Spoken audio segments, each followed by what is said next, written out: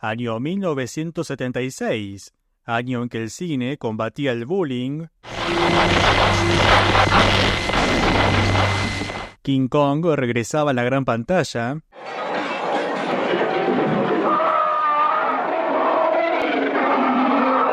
Y Clint Eastwood volvía a encarnar al detective Harry Callahan.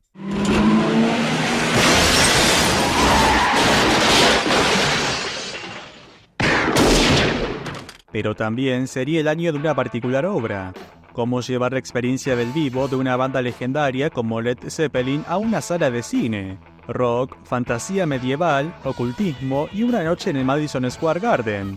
Esta es la historia de cómo se hizo The Song Remains the Same.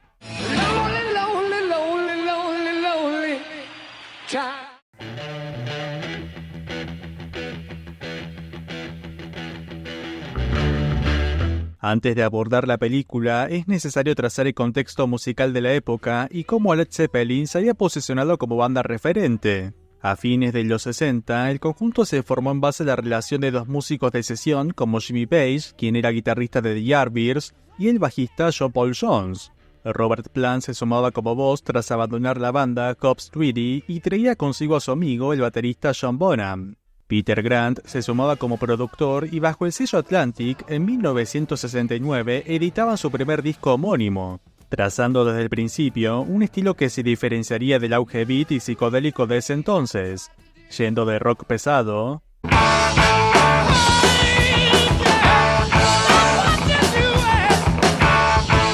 a la clara influencia del blues,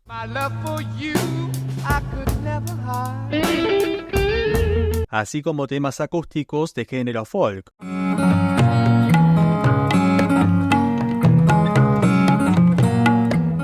El álbum tendría diversas críticas en Reino Unido, pero se convertiría en un verdadero hit en Estados Unidos, país en el que estaban de gira al momento de la publicación del disco. El lanzamiento de Zeppelin II confirmaba su impronta con una mayor potencia, y su tercer álbum, de 1970, era un ejemplo de cómo los integrantes, en su momento más alto, no temían arriesgarse a un disco acústico de experimentación. La ascensión del Zeppelin no podría haber llegado en mejor momento.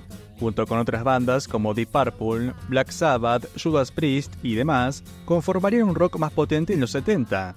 ¿Pero qué hacía destacar a Zeppelin? Parte de su estatus es gracias al manager Peter Grant, figura icónica como representante, tanto por su astucia al negociar como intimidar mediante su imponente figura para solucionar cualquier conflicto, controlando el aspecto económico de la banda, haciendo que siempre ganen un mayor porcentaje que los sellos discográficos. En el aspecto mediático, a diferencia de otros grupos que preferían centrarse en la música, Grant vio una oportunidad en la prensa amarillista, vendiendo a los periodistas primicia de escándalos como destrozos de hoteles, implementando el lema sexo, drogas y rock and roll en la banda. Un aspecto no menor sería la persecución de las cintas piratas, grabaciones que hacía el propio público en los shows, rompiendo grabadoras y propiciando una golpiza a quien lo hiciera. Y es que las presentaciones en vivo se habían convertido en una impronta de la marca Zeppelin, no solo por su arrollador sonido, sino además por extender e improvisar sus temas. En palabras del guitarrista de Kiss, Paul Stanley, ver a Zeppelin en vivo era una experiencia espiritual. Era sabida la cercanía del grupo al ocultismo, siendo representada la simbología de sus discos, sobre todo Jimmy Page y Robert Plant, quienes eran seguidores de la obra de Aleister Crowley y la mitología nórdica. La prensa se hacía eco tanto del talento musical así como en la fama detrás de los escenarios, mientras que el grupo en sí se limitaba a dar entrevistas. Otra jugada de Grant para alimentar el misticismo de Zeppelin, haciendo que si querías saber más, sí o sí tenías que verlos en vivo.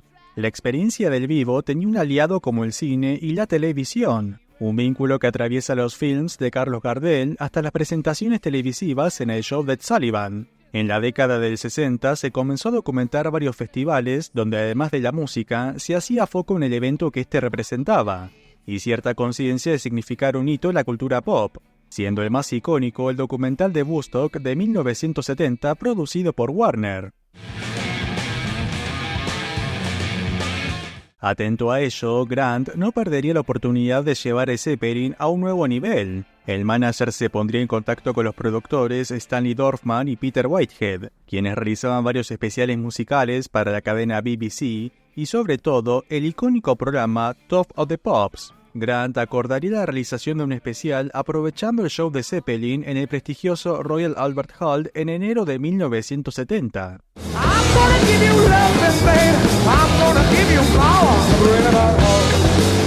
Pero la filmación tendría un grave error.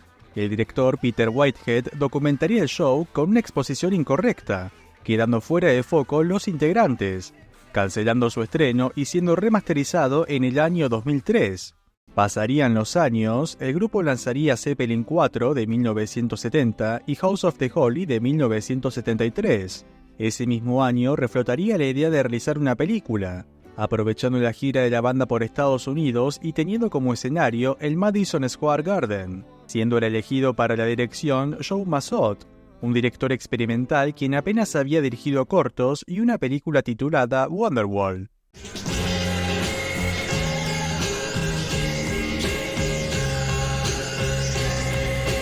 Este se incorporaría gracias a la buena relación que tenía con el guitarrista Jimmy Page, quienes eran vecinos. Zeppelin producía el film y Warner se encargaba de la distribución, siendo a su vez propietaria del sello discográfico de la banda Atlantic Records. Desde el inicio, el rodaje tuvo varias complicaciones, ya que Zeppelin se encontraba en gira cuando se decidió filmar, teniendo un mínimo de tiempo para preproducción. La gira del 73 sería una de las más exitosas en la historia de la música. El grupo rompió récords que en Estados Unidos solamente ostentaban leyendas como Elvis Presley y The Beatles. Pero la misma tendría un alto costo en el ánimo de la banda que empezaba a demostrar sus primeros roces entre los integrantes. Un ejemplo era la relación entre Robert Plant y Jimmy Page. Al cantante le disgustaban los extensos solos de guitarra que en algunos casos promediaban la media hora de concierto. Por su parte, el guitarrista ignoraba el parecer de Plant y a su vez empezó a aislarse cada vez más debido a una paranoia. Esta en base a superstición y considerar que varios hechos, como desperfectos eléctricos y una lesión en su mano, significaban que la gira estaba maldita,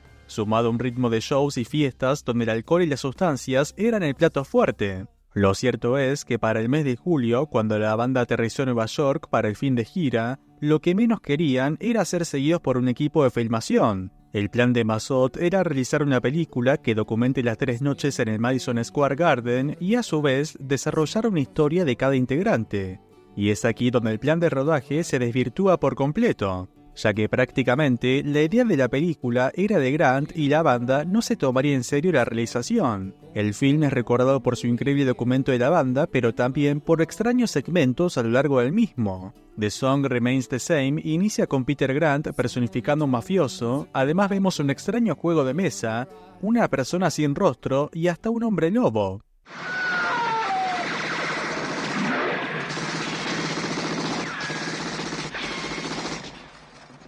Posteriormente, el film presenta a cada integrante enterándose que al día siguiente deben tocar.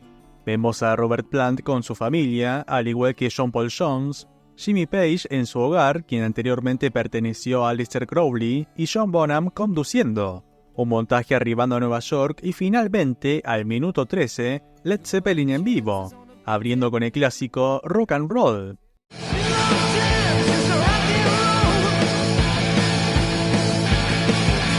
En el tema No Quarter inicia la historia de John Paul Jones, representado como el fantasma de la ópera.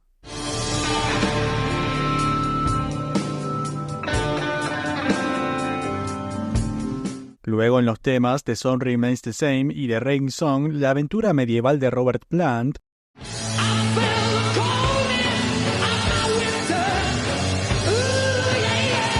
Jimmy Page en Dazed and Confused, representado como el ermitaño, carta del tarot que representa el autoconocimiento.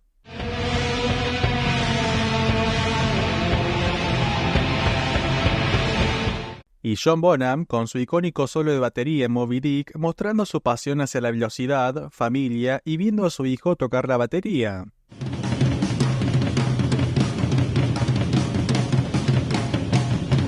El director a su vez filmaría varios detrás de escena, en particular uno donde Peter Grant discute con alguien de la organización al ver que vende merchandising no oficial, y sobre todo el robo que sufrió Zeppelin la noche antes de partir. Un total de $200.000 serían robados del Hotel Drake donde se hospedaban. Era habitual que la banda viaje con grandes cantidades de dinero con tal de satisfacer gustos de los integrantes como la compra de instrumentos y automóviles. Lo cierto es que mientras Zeppelin tocaba y los músicos tenían total desconocimiento del hecho, la policía y el FBI ya se encontraban en el hotel allanando el lugar e interrogando sospechosos. Al próximo día, la noticia sería de conocimiento público y nunca se pudo atrapar al culpable. Solo se sabe que a los pocos días uno de los trabajadores del hotel desapareció por completo, siendo un posible paradero Jamaica. Para finalizar la película, tocan Stairway to Heaven y una versión improvisada de One Lotta Love.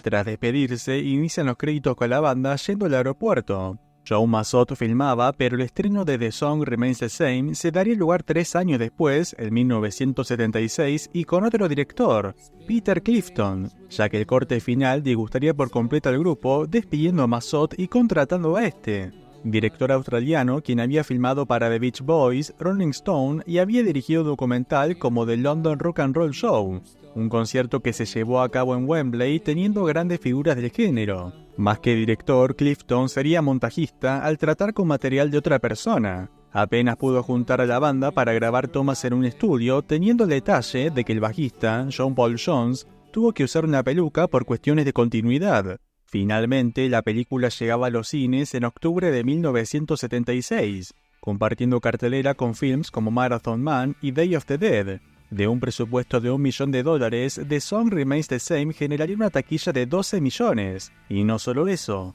la banda de sonido obtendría el disco platino, pero su éxito en salas no se vería reflejado en la crítica, siendo catalogado como un documental amateur y cuyas varias secuencias, refiriéndose a la fantasía, son un sinsentido. La propia banda, años después, reconocería sus falencias. Jimmy Page declararía que no debe considerarse como película.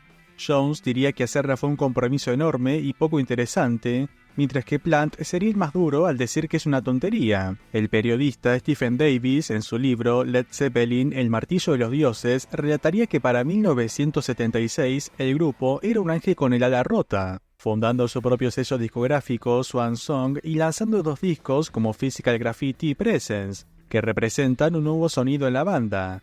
Zeppelin continuaba siendo un gigante, pero la música había cambiado bastante en apenas 3 años. En Inglaterra, el punk se hacía presente y los Sex Pistols gritaban por una anarquía en el Reino Unido, mientras que en Estados Unidos verían su estatus en disputa mediante bandas como Boston, Lynyrd Skynyrd y The Eagles, pensando que éxitos como Free Bird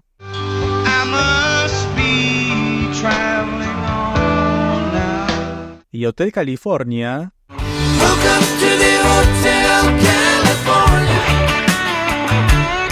son una copia de Stairway to Heaven. And she's buying Stairway to Heaven.